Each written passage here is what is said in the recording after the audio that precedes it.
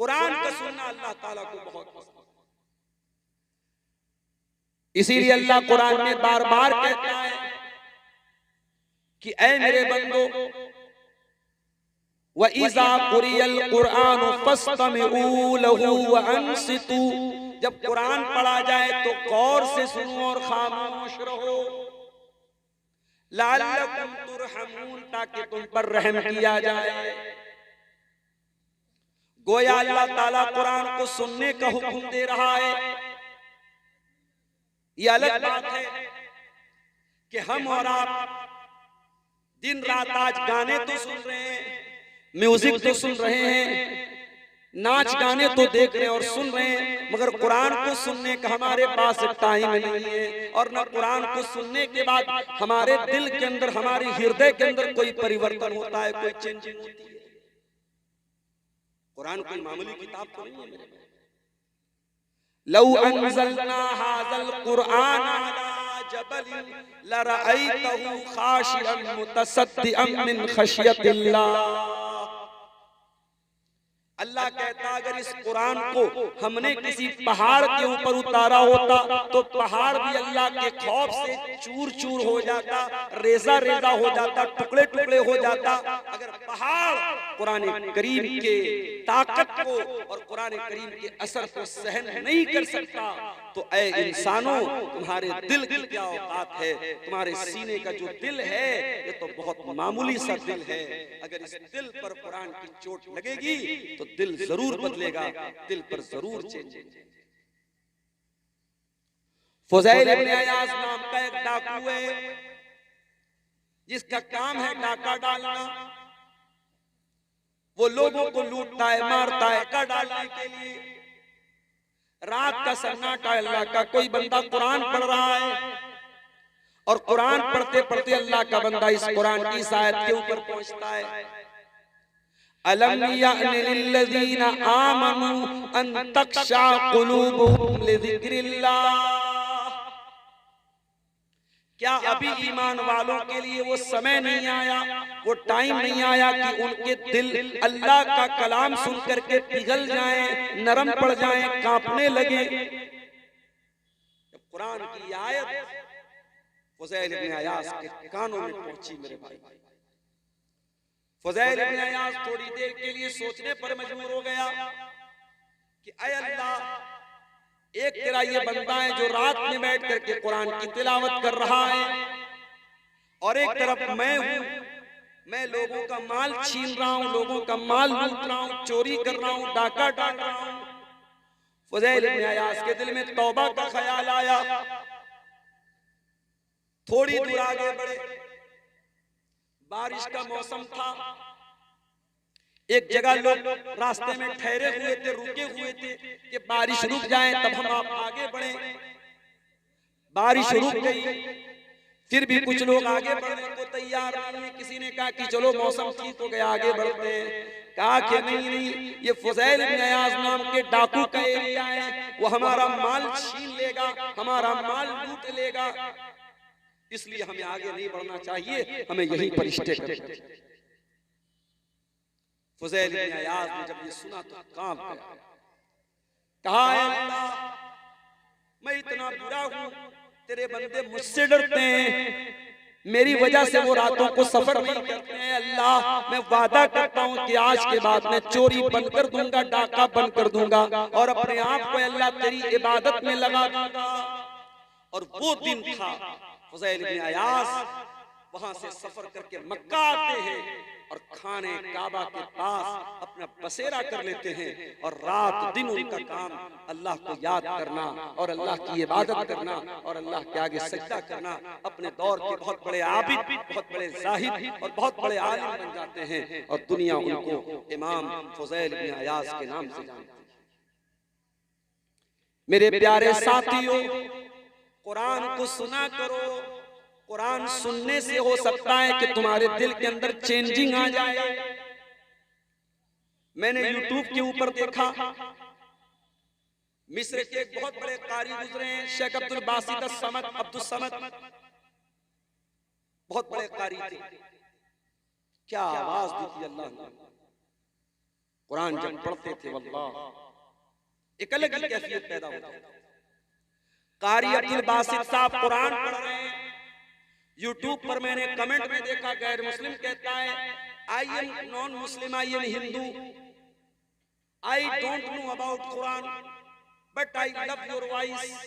कहता है कि ऐ कारी अब्दुल बासित, मैं गैर मुस्लिम हूँ, मुझे अरबी जबान नहीं आती, मैं कुरान को नहीं जानता, मगर तेरे मुंह से जब कुरान को सुनता हूँ तो बड़ा अच्छा लगता है। ये कुरान की बरकत नहीं तो और क्या है मेरे भाइयों।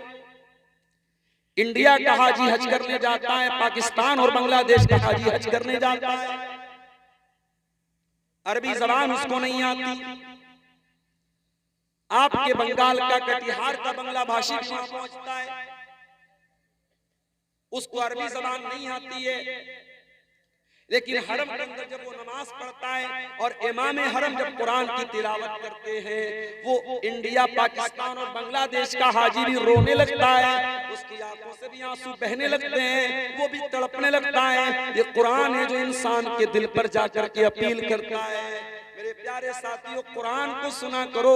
इस कान का शुक्र ये है, ये कान अल्लाह ताला ने बहुत बड़ी नेमत के तौर पे दिया है। इस कान के ऊपर अल्लाह का शुक्र ये है कि इस कान से कुरान की तिलावत को सुना करो। कुरान की तिलावत बहुत अच्छा काम है।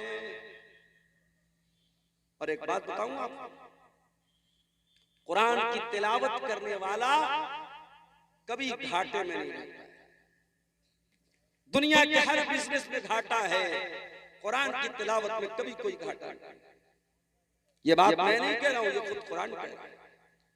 इन्नल्लज़ीना यतलूना किताबल्लाहि व अक़ामुस्सलाता व अनफ़क़ू मिम्मा रज़क़नाहुम सिर्रन व अलानियतन यरजूना तिजारतन लन तबूर।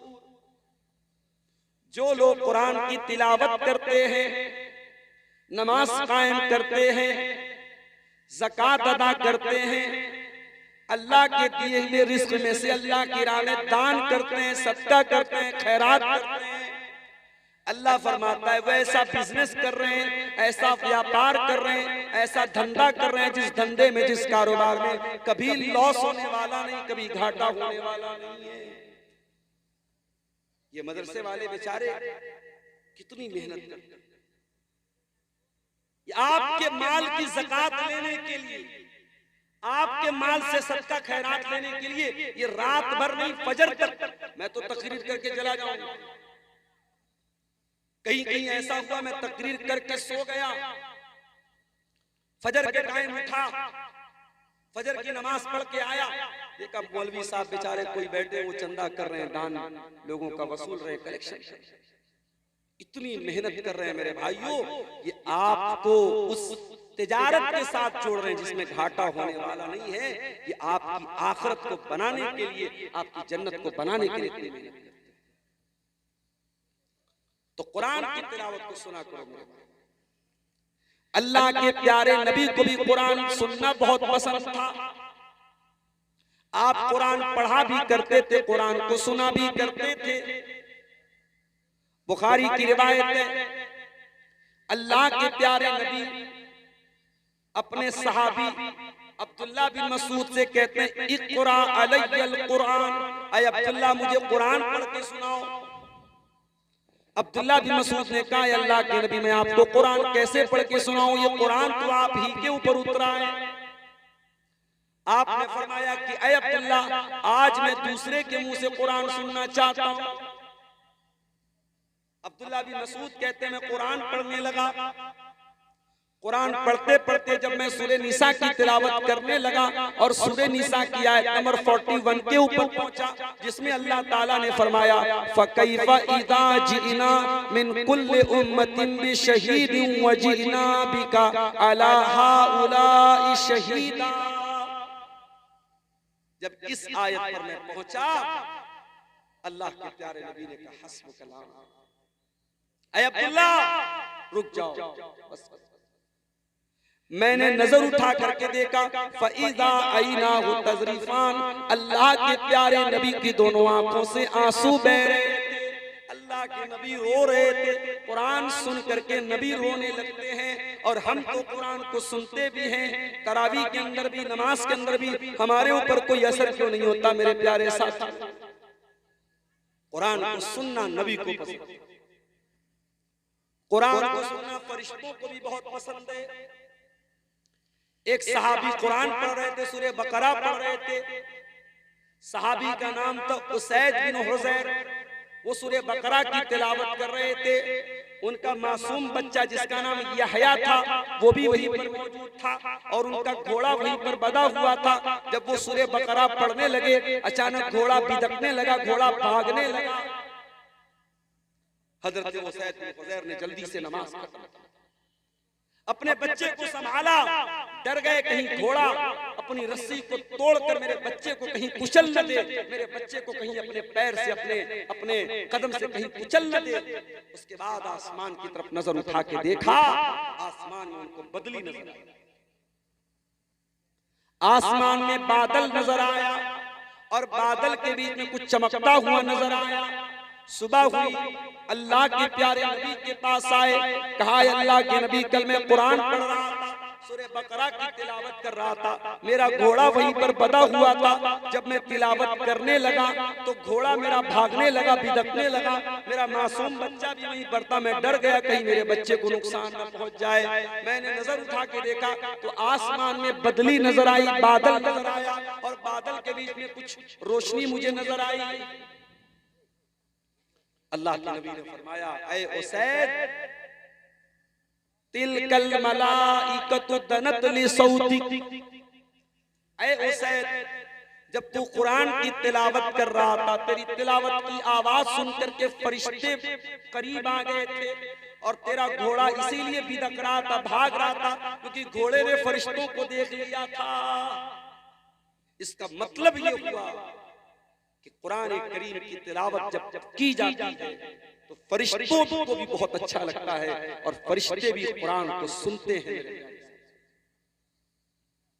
दुनिया में हम और आप रहते हैं, हमारे साथ एक और मखलूक रहती है जिसका नाम जिन्नात है। जिन्नात भी कुरान को सुनते हैं और कुरान को सुन करके, एक मर्तबा कुरान को सुन करके जिन्नात ईमान ले आए। हम तो रात रात भर तकरीर सुन रहे हैं, सीमांचल के जलसे दिसंबर, जनवरी, नवंबर में भरे पड़े हैं, रात रात भर कुरान सुन रहे हैं, हमारे ऊपर तो कोई चिंजिंग नहीं हो रही है। जिन्नात ने एक मरतबा कुरान सुना, कुल ऊहिया इलैया अन्नहु इस्तमा नफरुम मिनल जिन्नि फक़ालू इन्ना समीना कुरानन अजबा। जिन्नात ने एक मरतबा कुरान सुना और ईमान ले आए और प्यारे रसूल का कलमा पढ़ लिया और प्यारे नबी के ऊपर ईमान ले आए। तो कान का पहला काम क्या करना है? कुरान को सुनना। और आगे बढ़िए, इस कान का सही इस्तेमाल करना है तो इस कान से अल्लाह के प्यारे नबी की हदीसों को सुना करो। मैं जानता हूं बंगला जुबान के बहुत सारे वक्ता ऐसे भी हैं यूट्यूब के ऊपर, उनके व्यूअर्स लाखों की तादाद में हैं, लेकिन थोड़ी बहुत बंगला जो मुझको आती है उसकी रोशनी में मैं दावे के साथ ये कह सकता हूं कि बंगला जुबान के वो मुकर्रिरीन जिनको यूट्यूब पर सुनने वाले लाखों की तादाद में हैं, और जाहिर है उनको यूपी वाले तो नहीं सुन रहे हैं, उनको आपके बिहार बंगाल के लोग भी सुनते हैं। उन बंगला मुकर्रिरीन में से बड़ी तादाद को मैं जानता हूं, उनकी तकरीर में आपको एक हदीस मिलेगी, एक कुरान की आयत मिलेगी, किस्से मिलेंगे, कहानियां मिलेंगी, लैला मजनू की कहानी मिलेगी, मौजू रिवायात मिलेंगी।